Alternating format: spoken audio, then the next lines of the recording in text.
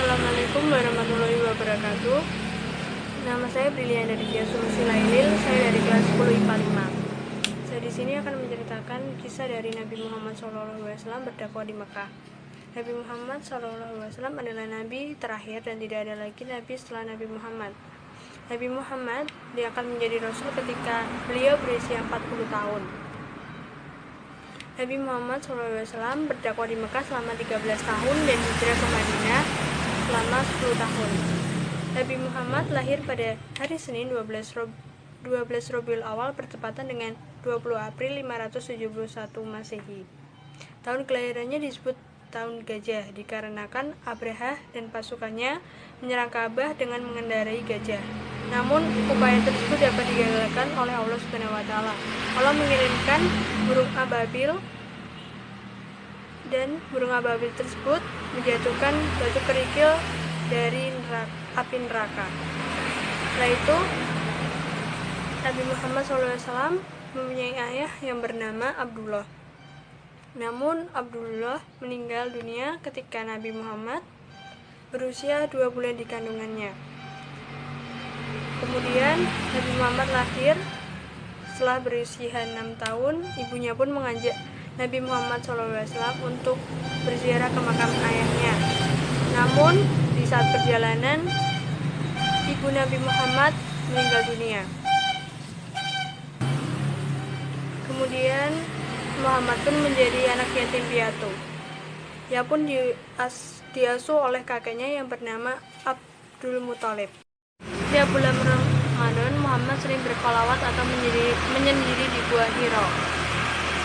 Beliau memikirkan bagaimana nasib kaum yang berada di Mekah. Pada malam 17 Ramadan, Muhammad yang saat itu berusia 40 tahun didatangi oleh Malaikat Jibril.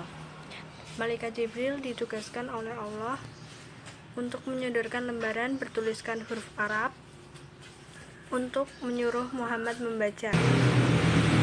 "Bacalah," kata Jibril. "Saya tidak dapat membaca," jawab Nabi Muhammad. Lalu Jibril memeluk erat Nabi Muhammad SAW. Akhirnya Jibril menyuruh Muhammad mengikuti bacaannya. Jibril membaca surat Al-Alaq 1-5 dan kemudian diikuti oleh Nabi Muhammad. Pada malam itulah Muhammad diangkat menjadi Rasul.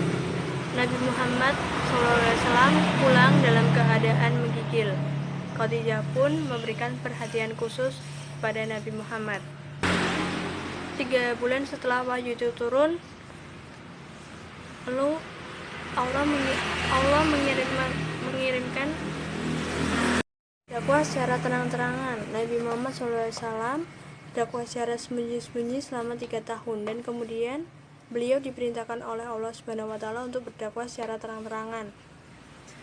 Maka mulailah Nabi Muhammad SAW menyeru kaum Quraisy secara terang-terangan. Beliau menyeru bahwa kalian harus menyembah Allah SWT dan harus bertakwa padanya.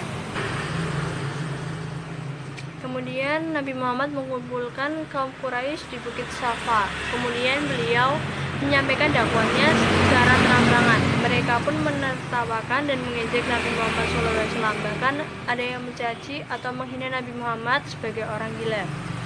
Justru pamannya sendiri, Abu Lahab, yang mengucapkan cacian kepadanya. "Celakalah kaum Muhammad, untuk inikah kamu mengumpulkan kami?" Caci Abu Lahab. Cacian Abu Lahab dibantah oleh Allah SWT. Justru Abu Lahab lah yang akan celaka. Akhirnya Allah SWT menurunkan wahyu surat Al-Lahab 1-5. Dan sejak saat itu kaum Quraisy gencar merintangi Nabi Muhammad SAW. Dalam berdakwah mereka mengejek, menghina, bahkan melempar Nabi Muhammad SAW. Kita dapat memetik pelajaran bahwa sangat baik apabila kita memiliki sifat jujur, mandiri, tabah, adil, dan dapat dipercaya. Sebab dengan sifat itulah kita menjadi orang yang sukses dimanapun kita berada. Jadi mulai sekarang berlatihlah memiliki sifat-sifat tersebut. Sekian dari saya. Wassalamualaikum warahmatullahi wabarakatuh.